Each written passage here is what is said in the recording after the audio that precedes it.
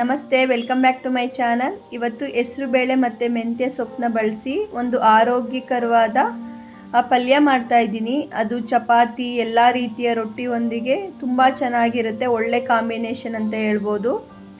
ಖಂಡಿತ ಈ ರೆಸಿಪಿ ಮಿಸ್ಸೇ ಮಾಡಬೇಡಿ, ಟ್ರೈ ಮಾಡಿ. ಒಂದು ವಿಭಿನ್ನವಾಗಿರುತ್ತೆ, ಒಂದು ಒಳ್ಳೆ ಫ್ಲೇವರ್ಫುಲ್ ಪಲ್ಯ ಅಂತ ಹೇಳ್ಬೋದು. ಖಂಡಿತ ನಿಮ್ಮೆಲ್ಲರಿಗೂ ಇಷ್ಟ ಆಗುತ್ತೆ. ಮಿಸ್ ಮಾಡಬೇಡಿ, ಈ ರೆಸಿಪಿಯ ಟ್ರೈ ಮಾಡಿ. ಈಗ ಮೊದಲಿಗೆ ನಾನಿಲ್ಲಿ ಒಂದು 1/4 ಕಪ್ನಷ್ಟು ಹೆಸರುಬೇಳೆನ ಚೆನ್ನಾಗಿ ವಾಶ್ ಮಾಡಿ 1 ಗಂಟೆ ನೆನೆಯಕ್ಕೆ ಎತ್ತಿಟ್ಕೊಳ್ತಾ ಇದ್ದೀನಿ. 1 ಅವರ್ ನೆಂದರೆ ಸಾಕು ಹೆಸರುಬೇಳೆ. ಇದಕ್ಕೊಂದು ಮಸಾಲೆ ರೆಡಿ ಮಾಡ್ಕೋಬೇಕು.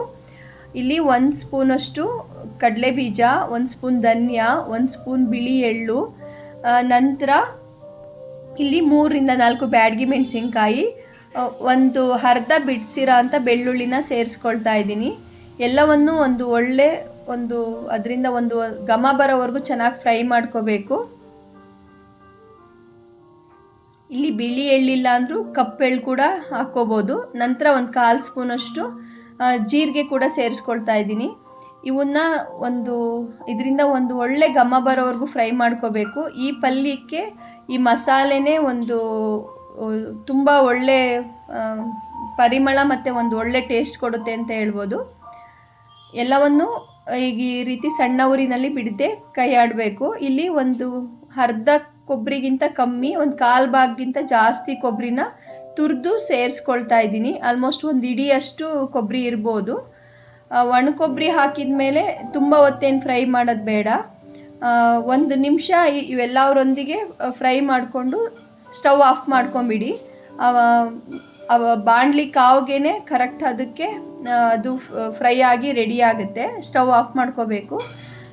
ನೋಡಿ, ಈಗ ಹೆಸರುಬೇಳೆ ಕೂಡ ನೆಂದು ರೆಡಿ ಆಗಿದೆ. ಇಲ್ಲಿ ನಾನು ಒಂದು ಅರ್ಧ ಕಟ್ಟಷ್ಟು ಮೆಂತ್ಯ ಸೊಪ್ಪನ್ನ ತೊಗೊಳ್ತಾ ಇದ್ದೀನಿ. ನಾನು ಮಾಡ್ತಿರೋ ಅಂಥ ಪಲ್ಯ 3ರಿಂದ 4 ಜನಕ್ಕಾಗೋವಷ್ಟು. ನಂತರ ಇದು ತಣ್ಣಗಾದ್ಮೇಲೆ ಮಸಾಲೆನೆಲ್ಲ ಒಂದು ಜಾರ್ಗೆ ಹಾಕಿ, ನೀರು ಹಾಕಬೇಡಿ, ಹಾಗೆ ಡ್ರೈಯಾಗಿ ಗ್ರೈಂಡ್ ಮಾಡಬೇಕು. ಇಲ್ಲಿ ನೀರು ಹಾಕಬಾರ್ದು. ಹಂಗಂತ ತುಂಬ ನೈಸಾಗಂತ ಇಲ್ಲ, ಹಂಗಂತ ತುಂಬ ತರಿನೂ ಇಲ್ಲ. ಈ ಹದಕ್ಕಿರಲಿ. ನಂತರ ಒಂದು ಪ್ಯಾನ್ಗೆ 3ರಿಂದ 4 ಸ್ಪೂನ್ ಅಡುಗೆ ಎಣ್ಣೆ ಹಾಕ್ಕೊಳ್ಳಿ. ಸ್ವಲ್ಪ ಎಣ್ಣೆ ಜಾಸ್ತಿ ಬೇಕಾಗುತ್ತೆ. ಸಾಸಿವೆ ಮತ್ತು ಸ್ವಲ್ಪ ಜೀರಿಗೆ, ಒಣಮೆಣ್ಸಿನ್ಕಾಯಿನ ಒಗ್ಗರಣೆಗೆ ಸೇರಿಸ್ಕೊಳ್ತಾ ಇದ್ದೀನಿ. ನಂತರ ಸಣ್ಣಗೆ ಹೆಚ್ಚಿರೋ ಅಂಥ ಈರುಳ್ಳಿ ಕೂಡ ಸೇರಿಸ್ಕೊಳ್ತಾ ಇದ್ದೀನಿ. ಈರುಳ್ಳಿ ಹಾಕಿದ ಮೇಲೆ ಇದ್ರದ್ದು ಹಸಿ ಸ್ಮೆಲ್ ಹೋಗೋವರೆಗೂ ಚೆನ್ನಾಗಿ ಫ್ರೈ ಮಾಡ್ಕೋಬೇಕು.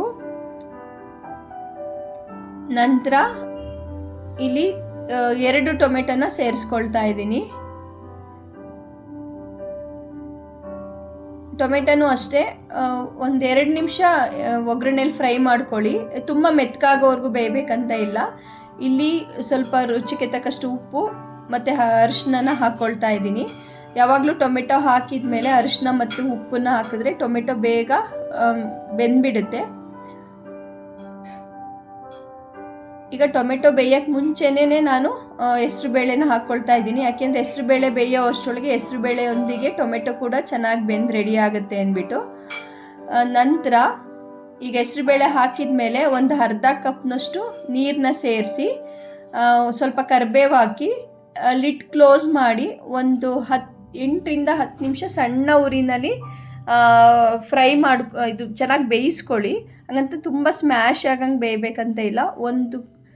ಹಿಂಗೆ ಪ್ರೆಸ್ ಮಾಡಿದ್ರೆ ಹೆಸರುಬೇಳೆ ಈ ರೀತಿ ಈ ಹದಕ್ಕೆ ಬೆಂದಿರಬೇಕು.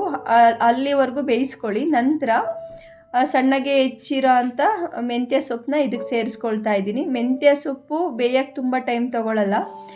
ಒಗ್ಗರಣೆನಲ್ಲಿ 2ರಿಂದ 3 ನಿಮಿಷದಲ್ಲಿ ಬೆಂದ್ಬಿಡುತ್ತೆ. ಯಾವಾಗಲೂ ಮೆಂತ್ಯ ಸೊಪ್ಪನ್ನ ಓವರ್ ಕುಕ್ ಮಾಡಬಾರ್ದು. ಮೆಂತ್ಯ ಸೊಪ್ಪು ಓವರ್ ಕುಕ್ ಆದಾಗ ಅದರಿಂದ ಕನೆ ಅಂಶ ಬರೋದಿರುತ್ತೆ ಮತ್ತು ಕಲರ್ನ ಕಳ್ಕೊಳ್ಳುತ್ತೆ. ಅದರಿಂದ 2ರಿಂದ 3 ನಿಮಿಷ ಒಗ್ಗರಣೆಯೊಂದಿಗೆ ಫ್ರೈ ಮಾಡಿದ್ರೆ ಸಾಕು. ನೋಡಿ, ಈಗ ಮೆಂತ್ಯ ಸೊಪ್ಪು ಬೆಂದ್ಬಿಡ್ತು. ಮೆಂತ್ಯ ಸೊಪ್ಪು ಫ್ರೈ ಆದ ನಂತರ ಇದಕ್ಕೆ ಸ್ವಲ್ಪ ಮಸಾಲೆಗಳನ್ನ ಸೇರಿಸ್ಕೋಬೇಕು.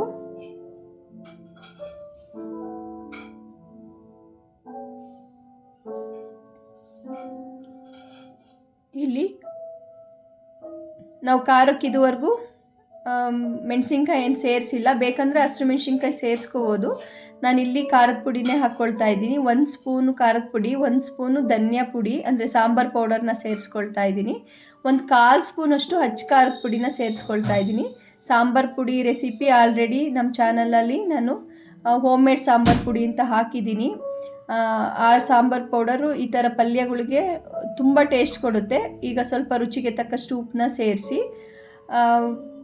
ಏನು ಡ್ರೈಯಾಗಿ ಗ್ರೈಂಡ್ ಮಾಡಿ ಇಟ್ಕೊಂಡಿದ್ವಲ್ಲ ಆ ಮಸಾಲೆನ ಇದರೊಂದಿಗೆ ಸೇರಿಸ್ಕೊಳ್ತಾ ಇದ್ದೀನಿ. ಮಸಾಲೆ ಗ್ರೈಂಡ್ ಮಾಡಬೇಕಾದ್ರೂ ನೀರು ಹಾಕಬಾರ್ದು. ಮತ್ತು ಇವೆಲ್ಲವನ್ನು ಹಾಕಿ ಮಸಾಲೆ ಹಾಕಿದ ಮೇಲೆ ಈ ರೀತಿ 1-2 3 ನಿಮಿಷ ಸಣ್ಣ ಊರಿನಲ್ಲಿ ಇವುಗಳೊಂದಿಗೆ ಚೆನ್ನಾಗಿ ಮಿಕ್ಸ್ ಮಾಡ್ಕೋಬೇಕು. ಈಗ ನೋಡ್ತಾ ಇರ್ಬೋದು, ಇಷ್ಟು ಕನ್ಸಿಸ್ಟೆನ್ಸಿ ಇರಲಿ. ತುಂಬ ತೆಳುನೂ ಇರಬಾರ್ದು, ಇಲ್ಲ ತುಂಬ ಗಟ್ಟಿಗೂ ಡ್ರೈನೂ ಆಗಬಾರ್ದು. ಈ ಹಂತದವರೆಗೂ ಚೆನ್ನಾಗಿ ಫ್ರೈ ಮಾಡಿ ಸ್ಟವ್ ಆಫ್ ಮಾಡಿಕೊಂಡ್ರೆ ಇದು ಎಲ್ಲ ರೀತಿಯ ರೊಟ್ಟಿ ಚಪಾತಿಯೊಂದಿಗೆ ಒಳ್ಳೆ ಕಾಂಬಿನೇಷನ್ನು. ಮಾಡಿ ಮುಗಿಸೋ ಅಷ್ಟರೊಳಗೆ ಮನೆಯೆಲ್ಲ ಗಮ್ ಅಂತ ಇರುತ್ತೆ. ಈ ರೆಸಿಪಿ ಇಷ್ಟ ಆದರೆ ನಮ್ಮ ಚಾನಲ್ ಸಬ್ಸ್ಕ್ರೈಬ್ ಮಾಡೋದು ಮರಿಬೇಡಿ. ಶೇರ್ ಮಾಡಿ, ಲೈಕ್ ಮಾಡಿ. ಮತ್ತೆ ಸಿಗುವ ನೆಕ್ಸ್ಟ್ ವಿಡಿಯೋದಲ್ಲಿ. ಬಾಯ್.